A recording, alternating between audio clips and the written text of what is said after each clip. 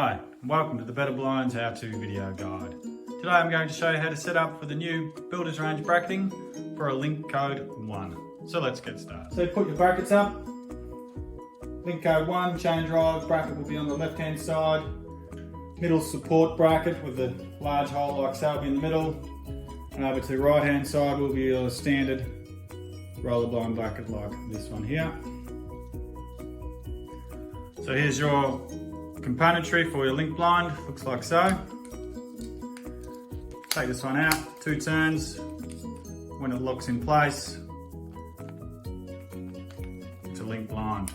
So this is a universal bracket which I've mentioned in previous videos. So if it was a code 3 it looks like that.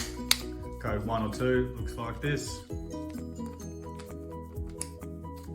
So let's put the blind up. By putting your left hand blind up, chain drive on the left hand side. Big pin in this end, wind it in is probably easier. Chain drive end in first. Release the big pin end. Locate the hole.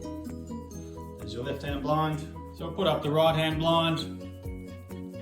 So I like to do it this way, have the left hand side of the blind all the way out. And the right hand side all the way in. That way you can line up the blind.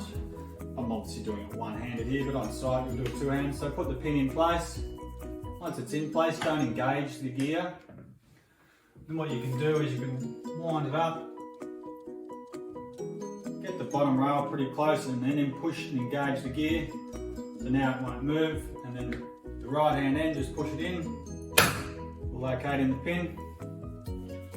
That way it's well, I find it quicker anyway to do it that way. But if you don't line it up perfectly, you can adjust it by winding the pin in and then going up or down 1 or 2 cogs. Generally it's maybe 1 or 2 cogs. So you can do some fine adjustment once it's up. Test the blind, make sure it's operating correctly.